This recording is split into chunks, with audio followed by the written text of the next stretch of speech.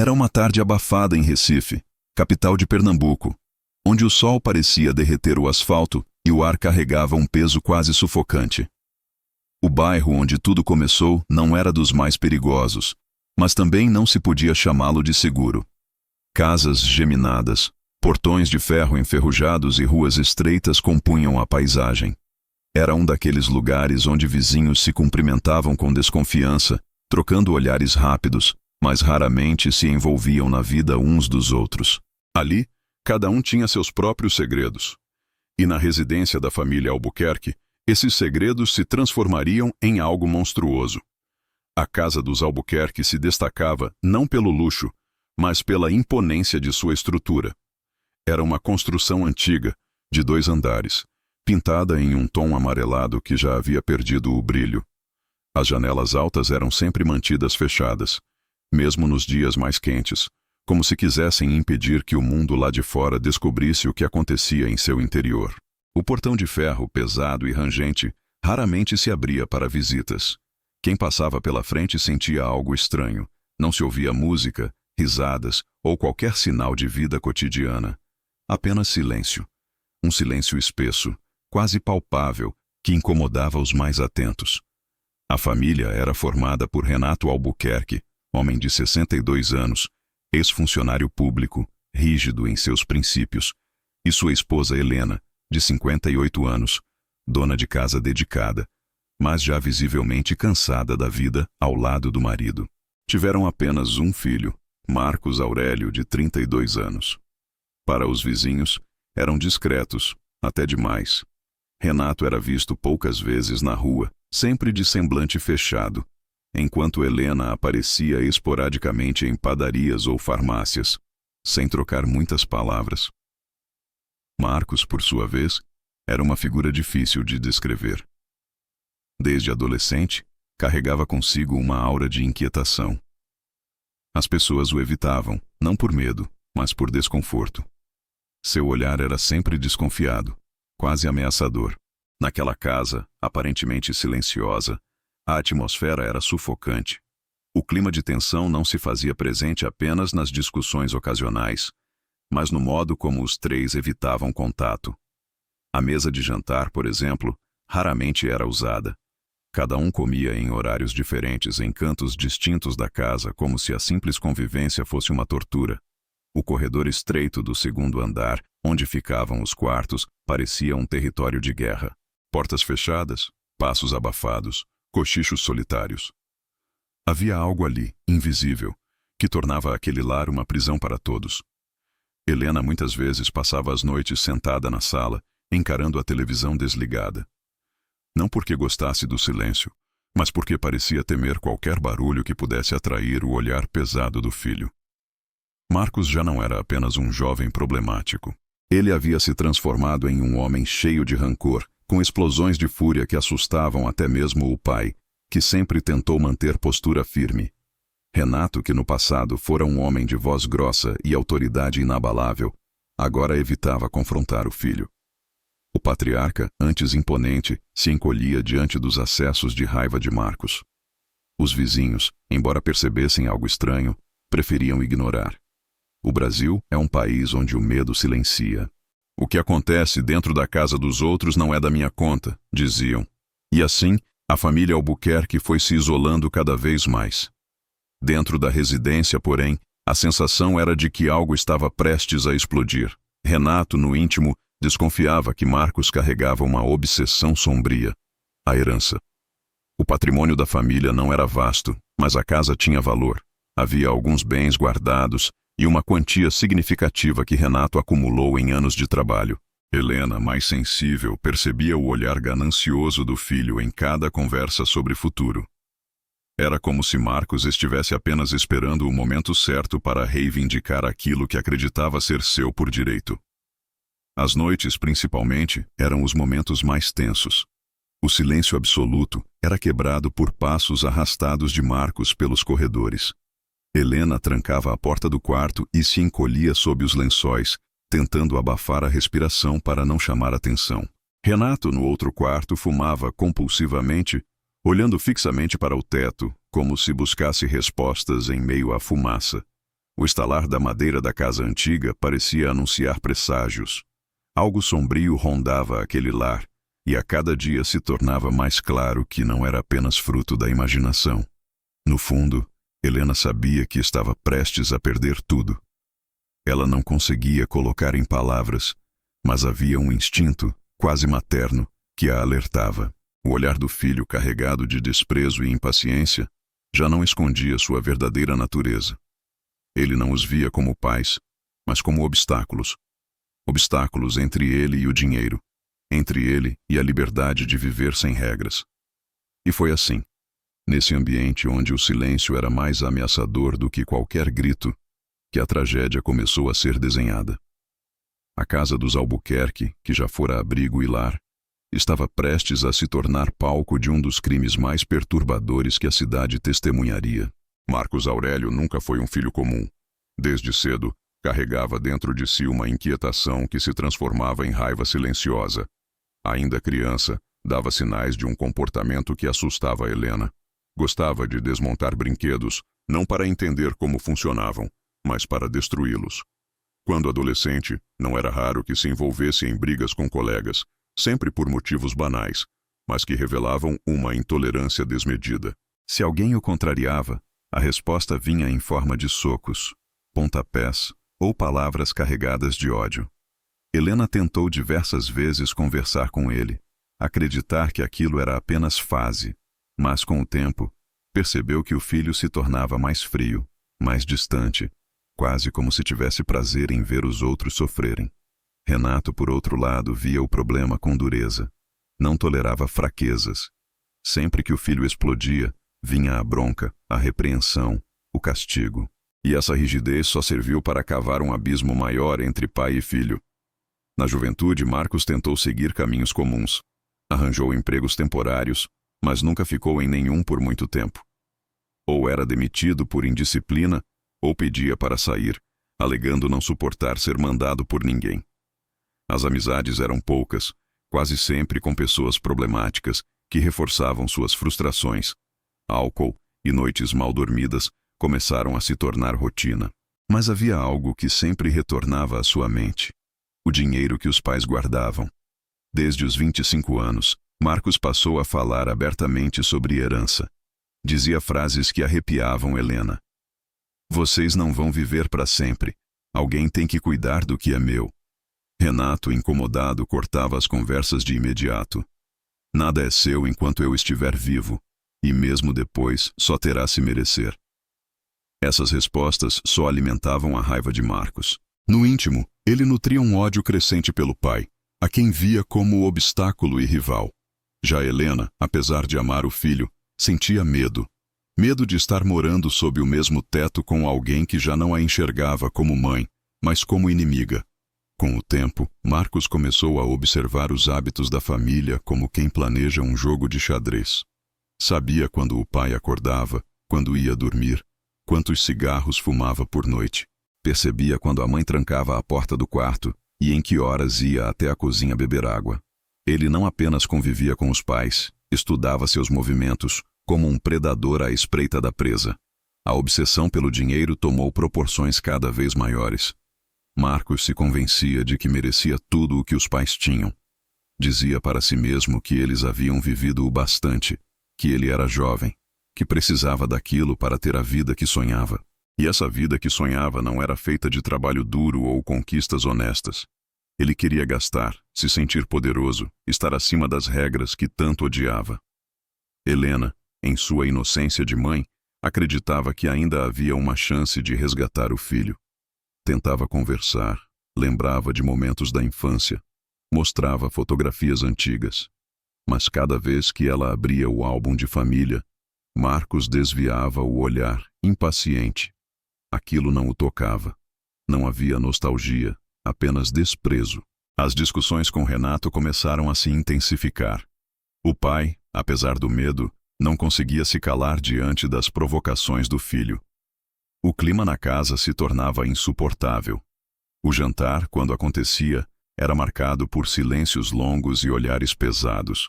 Marcos, com um meio sorriso, deixava escapar frases carregadas de veneno. Essa casa já deveria ser minha. Vocês não sabem o que é aproveitar a vida. Se eu tivesse o dinheiro de vocês, não estaria preso aqui. Renato, exausto, retrucava. O que você quer conquistar não vem de presente e se constrói. Mas você nunca entendeu isso. Essas palavras para Marcos eram punhais. Cada sermão, cada crítica, se acumulava em sua mente doentia como combustível para o que estava por vir. A raiva deixava de ser momentânea e se transformava em algo mais sombrio. Um projeto. Ele começou a imaginar, em detalhes, como seria a vida sem os pais. Fechava os olhos e se via caminhando pela casa sozinho, dono de cada parede, cada móvel, cada centavo. Às vezes, em seus delírios, visualizava até mesmo os rostos dos pais caídos, imóveis, enquanto ele, livre, finalmente respirava sem sentir o peso da autoridade. O que para qualquer pessoa seria um pensamento cruel e passageiro, em Marcos se transformava em desejo real. Ele não apenas pensava, ele planejava. A obsessão pela herança se tornou tão forte que passou a influenciar cada gesto, cada palavra. Helena começou a notar que o filho olhava para ela e Renato como quem mede algo. Não era um olhar de afeto nem de respeito, mas de avaliação. Como se calculasse quando e como seria a hora. E a cada dia, esse momento parecia se aproximar. A casa dos Albuquerque, já mergulhada em silêncio e tensão, agora aguardava um perigo invisível. Helena sentia o peso dessa ameaça, mas não tinha forças para enfrentá-la. Renato, embora percebesse a transformação do filho, se recusava a acreditar que Marcos fosse capaz de atravessar a linha da crueldade. Mas o que nenhum dos dois sabia é que a mente de Marcos já estava muito além do ponto de retorno. Ele já havia decidido. E quando a decisão se cristalizou dentro dele, a casa, antes sufocante, se transformou em um campo minado. Cada noite era um passo mais próximo do inevitável. Cada respiração dos pais era um lembrete de que ele ainda não havia tomado o que acreditava ser seu por direito. Na mente de Marcos Aurélio, a herança já lhe pertencia. Só faltava se livrar do último empecilho: os próprios pais. A casa dos Albuquerque já não era apenas um lar.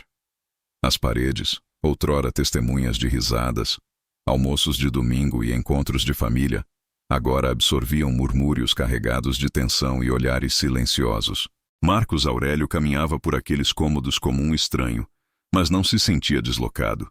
Ao contrário, estava cada vez mais convicto de que aquele espaço deveria ser apenas dele. Foi nesse ambiente saturado que os primeiros sinais concretos começaram a aparecer. Helena, sempre atenta, notou que alguns objetos estavam fora de lugar. Uma faca de cozinha, que costumava ficar guardada na gaveta, apareceu sobre a mesa do quarto de Marcos. Ela pensou em perguntar, mas a lembrança do olhar frio do filho a fez calar. Renato, quando soube, apenas balançou a cabeça com desaprovação. Ele está nos provocando. É isso o que ele quer. Marcos, por sua vez, parecia se divertir com o medo que causava. Começou a fazer comentários ainda mais incisivos. Às vezes, durante a madrugada, quando cruzava com a mãe na cozinha, deixava escapar frases como: "Sabe, mãe, eu penso muito em como seria a vida sem algumas pessoas atrapalhando." Helena sentia um arrepio atravessar a espinha, mas continuava em silêncio, tentando acreditar que tudo não passava de rebeldia tardia. Só que, no fundo, seu coração sabia que havia algo mais. As noites tornaram-se o palco da transformação de Marcos. Trancado em seu quarto, ele ficava horas acordado, andando de um lado para o outro. No criado mudo, cadernos rabiscados com frases desconexas, listas de possíveis gastos com o dinheiro que herdaria e até cálculos sobre a venda da casa. Ele já não escrevia como alguém que planejava o futuro. Escrevia como dono de algo que ainda não possuía. Renato, ao perceber essa inquietação, tentou uma última vez colocar ordem. Chamou o filho para conversar na sala, voz firme e olhar sério. "Marcos, você precisa se endireitar. Nós não vamos estar aqui para sempre, mas você não vai conseguir nada desse jeito. Trabalho, disciplina, respeito. É assim que se conquista." Marcos ouviu em silêncio, os olhos fixos no pai. Um silêncio que não era de aceitação, mas de desprezo. Quando Renato terminou, ele se levantou, deu um meio sorriso e respondeu com a voz baixa, quase sussurrada: "O senhor tem razão. Vocês não vão estar aqui para sempre." Aquela frase ficou ecoando na mente de Renato como um presságio. Poucos dias depois, o clima ficou ainda mais sombrio. Helena acordou no meio da noite com a sensação de estar sendo observada.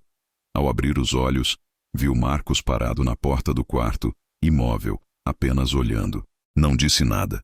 Apenas virou-se e saiu, deixando atrás de si uma sombra que pesou sobre o coração da mãe por toda a madrugada.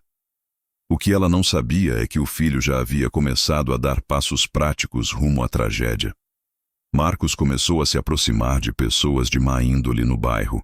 Conversava em bares, observava histórias de assaltos, perguntava detalhes sobre armas, sobre como resolver problemas de forma definitiva.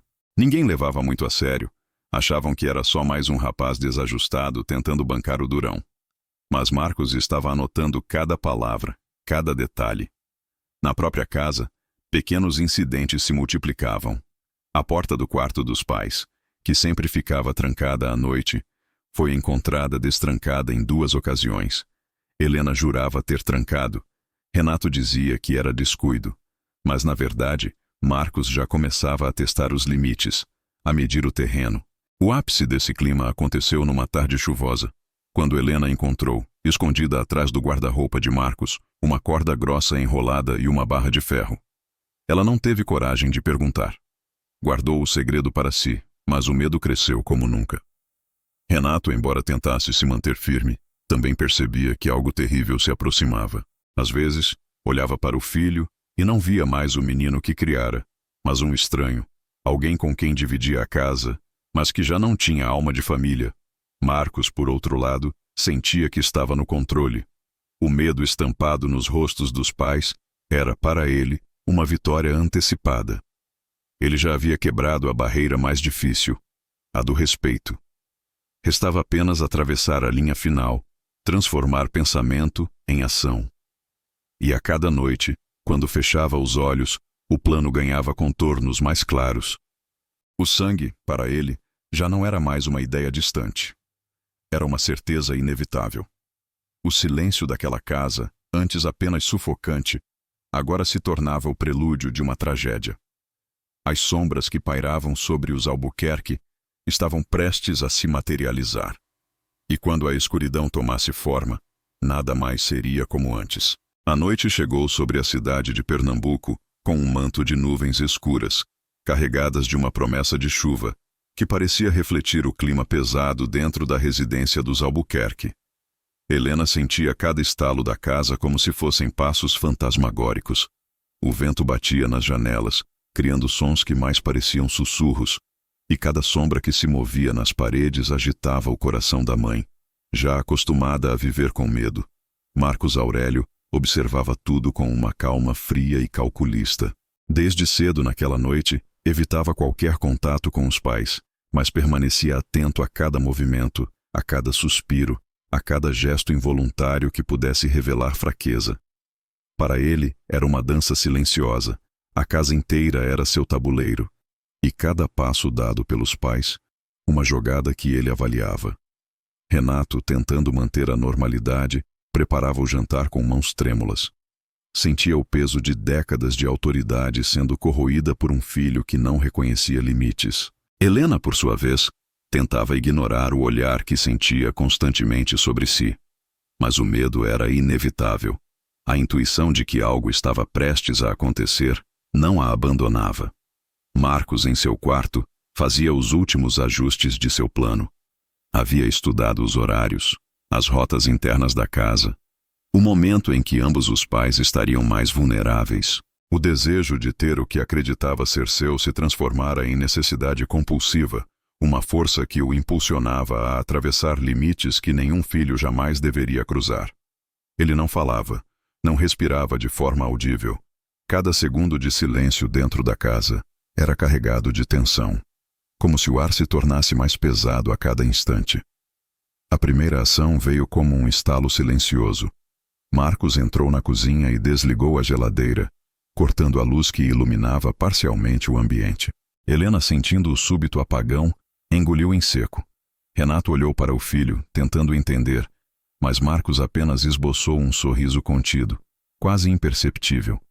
Um sorriso que, por algum motivo, congelou a espinha dos pais. Pouco tempo depois, Marcos começou a prender os pais em um dos cômodos da casa. Portas foram trancadas, janelas fechadas. A atmosfera já era sufocante, mas agora se tornava literal. Cada passo parecia ecoar como um alarme. Cada movimento era observado com olhos predadores. Helena tentou interceder com palavras, mas sua voz falhava, e Renato percebeu que não havia negociação possível. O filho que amara, que criara, não mais existia. Havia dado lugar a alguém completamente consumido pelo ódio e pela ganância. O terror psicológico começou a se intensificar. Marcos alternava momentos de aparente calma com explosões de agressividade verbal. Cada frase proferida era um golpe direto no emocional dos pais. Ele os lembrava constantemente de que nada mais os protegeria, que tudo estava em suas mãos, e que a única saída era ceder à sua vontade. Helena sentia a mente enfraquecer a cada palavra. Renato tentava manter firmeza, mas a situação já escapava completamente do controle. A noite avançava e a tensão se transformava em medo físico. Marcos passava de um cômodo para outro, verificando cada detalhe, como quem executa um ritual macabro. Pequenos objetos eram deslocados, portas trancadas, cadeiras posicionadas estrategicamente. Ele não deixava nada ao acaso. Cada gesto reforçava a sensação de que o horror que assombrava a casa estava prestes a se tornar concreto, palpável, inevitável. O primeiro contato físico aconteceu de forma sutil, quase imperceptível. Um empurrão leve, um aperto de braço, apenas para testar a resistência dos pais. Helena soluçava baixinho, enquanto Renato tentava manter postura, mas a consciência de que o perigo era real começava a corroer sua coragem. Marcos, satisfeito com a reação, sabia que havia quebrado a última barreira psicológica. E então, o silêncio da casa foi cortado pelo som da chuva pesada caindo sobre o telhado. Cada gota parecia ecoar dentro do coração dos pais, amplificando o pavor. Era como se a própria natureza participasse do presságio, batendo ritmicamente, lembrando que aquela noite não terminaria em paz. Marcos Aurélio já não era mais apenas um filho obsessivo. Era um executor do próprio plano, um predador no ninho que o acolheu. E naquela noite, todos os elementos, clima, silêncio, sombras e a própria casa, conspiravam para transformar o lar em um palco de terror. O estopim fora acendido.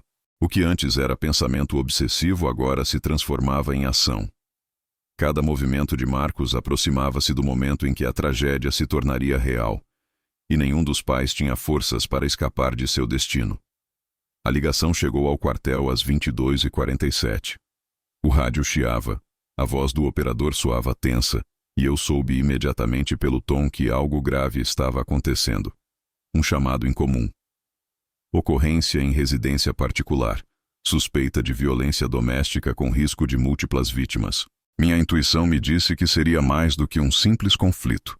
Peguei meu colete, meu distintivo, e saí em disparada para a zona leste de Pernambuco, coração pesado e cada músculo tenso.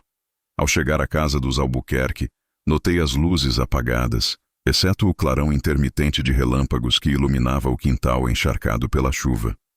O silêncio era quase absoluto, exceto pelo som da água escorrendo pelo telhado. Minha experiência me dizia que cada segundo contava. Respirei fundo. Ajustei minha arma e me aproximei com cautela. A porta estava parcialmente entreaberta. Empurrei devagar, entrando no corredor principal, e o cheiro de sangue me atingiu antes mesmo que eu visse qualquer coisa. Um nó se formou na minha garganta. A visão que se seguiu congelou meu estômago. Helena estava caída no chão, ferida, rosto pálido, olhos arregalados de terror.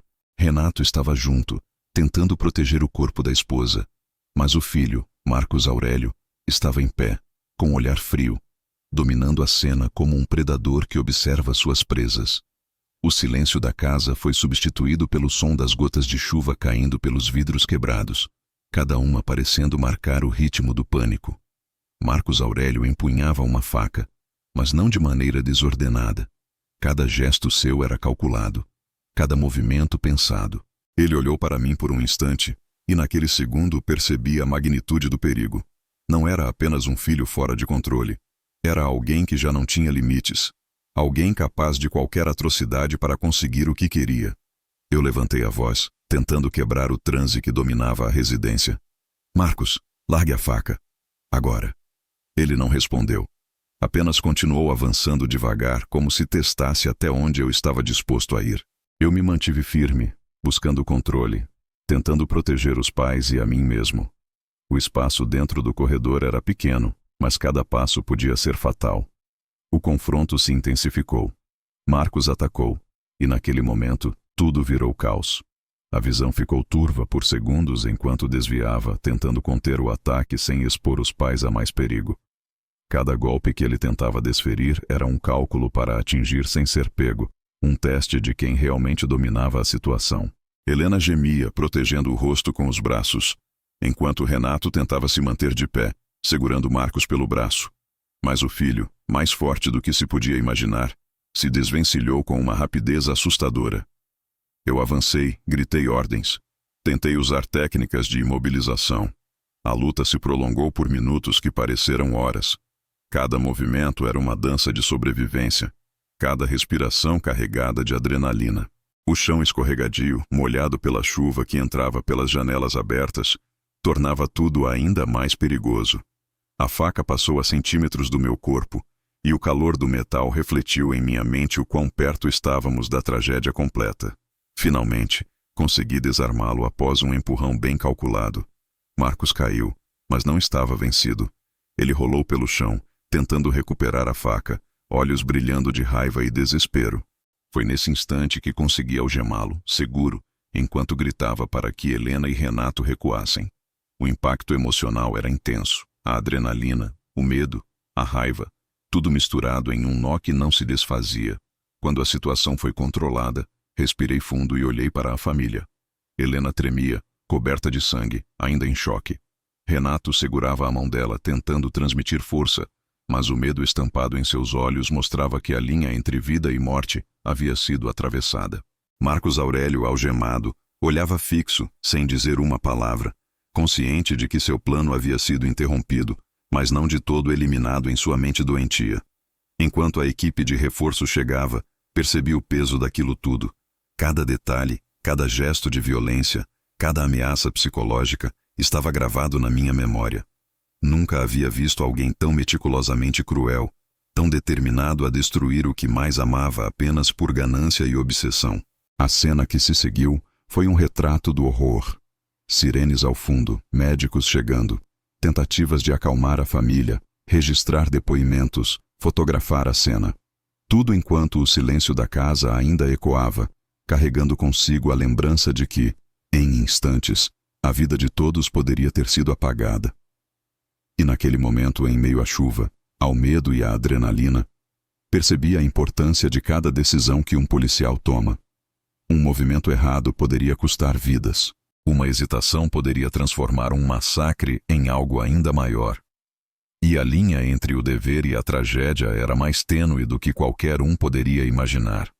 Assim que o último golpe de tensão parecia ter passado, ouvi o som distante das sirenes se aproximando, cortando o silêncio pesado da casa. Meu corpo ainda tremia de adrenalina, os sentidos aguçados, cada movimento dos pais registrado em minha memória. A realidade batia de frente. A violência tinha sido interrompida, mas o trauma permanecia estampado nos olhos de Helena e Renato. Os primeiros policiais a chegar foram da equipe de reforço. Eles entraram rapidamente, avaliando a situação com um olhar clínico. Alguém chamou os bombeiros, e em poucos minutos o ambiente estava tomado por uniformes diferentes, cada um com uma missão: estabilizar a cena, proteger a família, registrar evidências, algemar o suspeito. Eu continuei próximo, garantindo que Marcos Aurélio permanecesse contido. Helena estava sentada no chão, abraçando os joelhos, ainda ofegante, o rosto sujo de lágrimas e sangue, e tremia incontrolavelmente. Renato segurava sua mão com força, mas a expressão em seu rosto denunciava a impotência de quem tenta proteger o que ama e percebe que, naquele momento, falhou em parte. O filho deles, que deveria ser protegido e guiado, havia se tornado uma ameaça mortal. Está tudo bem, senhora, disse, tentando transmitir calma. Vamos garantir que ninguém mais se machuque. Helena olhou para mim com olhos vidrados, a voz quase inaudível. Obrigada. Obrigada por ter chegado a tempo. Enquanto os colegas verificavam a casa, registrando cada detalhe, eu mantinha Marcos sob controle. Ele permanecia calmo, quase indiferente, mas os olhos mostravam uma mistura de frieza e frustração. Sabia que se tivesse conseguido, o resultado seria catastrófico. O quão perto a linha da morte esteve era algo que só nós, policiais, podíamos compreender plenamente. Chamaram uma ambulância para Helena. Embora ferida mais emocionalmente do que fisicamente, precisava de cuidados médicos e estabilização psicológica imediata. Renato insistiu em ir junto, agarrando-se à esposa como se quisesse garantir que ela estivesse segura. O impacto da situação era evidente. Eles haviam confiado em seu próprio filho, e essa confiança se transformara em horror. Enquanto a família era atendida, eu permaneci no corredor, observando cada movimento. Cada detalhe era registrado na minha mente: a faca caída no chão, as marcas de luta, os móveis deslocados. Tudo contava uma história, e era minha responsabilidade garantir que o caso fosse documentado corretamente para que a justiça pudesse ser feita. Logo, outros oficiais começaram a interrogar Marcos Aurélio. Ele respondia de forma seca, sem emoção, apenas confirmando o que já sabíamos. A ganância e a obsessão pela herança haviam sido o combustível do crime. Nenhum remorso, nenhum arrependimento. Somente uma frieza que gelava a espinha. Enquanto os policiais conduziam Marcos para a viatura, percebi o impacto psicológico do que acabara de acontecer. Helena e Renato, apesar de aliviados, permaneciam abalados. O trauma, mesmo que a violência física tivesse sido contida, estava presente em cada gesto, cada respiração. A sensação de que poderiam ter perdido tudo era esmagadora. No quartel, a notícia correu rápido. Cada colega sabia da intensidade do caso, mas ninguém podia imaginar os detalhes. Apenas quem esteve lá podia compreender a magnitude do perigo que enfrentamos. Os depoimentos começaram a ser coletados, as evidências catalogadas. Cada detalhe que registrávamos era crucial para que a investigação pudesse seguir firme e para que a justiça fosse feita de forma completa. Enquanto tudo se desenrolava, uma certeza se formava em minha mente. A linha entre segurança e tragédia é tênue, e em casos como esse, cada segundo de ação correta faz a diferença entre vida e morte. A experiência que tivemos naquela noite seria lembrada por todos os envolvidos para sempre. E, acima de tudo, havia um alerta que precisava ser compartilhado. Situações de violência doméstica não escolhem idade, parentesco ou classe social. A atenção, a denúncia e a intervenção correta são cruciais para evitar que tragédias como essa se repitam. Nenhum policial quer presenciar esse nível de destruição dentro de um lar. Mas nós existimos para agir quando o perigo se torna realidade. A manhã seguinte chegou sobre Pernambuco com uma luz cinzenta, refletindo o clima pesado que ainda pairava sobre a residência dos Albuquerque. A chuva da noite anterior havia cessado, mas o solo encharcado parecia carregar o peso de tudo que havia acontecido. O silêncio da vizinhança não escondia os olhares curiosos e temerosos que se voltavam para a casa, agora cercada por fitas policiais. Cada passo da equipe era medido, cada gesto registrado. Estávamos lidando não apenas com um crime, mas com a destruição de uma família por um dos seus próprios membros. No quartel, a investigação começou imediatamente. O primeiro passo foi ouvir a família em detalhes, reconstituir os momentos que antecederam a tentativa de homicídio. Helena descreveu, com voz trêmula, os sinais de alerta, a tensão crescente, os comportamentos obsessivos de Marcos Aurélio. Renato acrescentou detalhes da escalada da agressividade, as pequenas manipulações e o clima de terror silencioso que dominava o lar. Cada palavra era registrada meticulosamente, porque em casos assim, cada nuance é fundamental para compreender o contexto e fundamentar a acusação. Enquanto isso, as equipes começaram a colher evidências físicas, fotografias detalhadas da casa, da faca, dos móveis deslocados, da posição em que cada vítima e suspeito se encontraram, tudo documentado. Testes de digitais, Impressões de sapato e até gravações do celular de Marcos foram coletadas. Cada elemento serviria para reconstruir o fluxo da noite e demonstrar a intenção premeditada do agressor.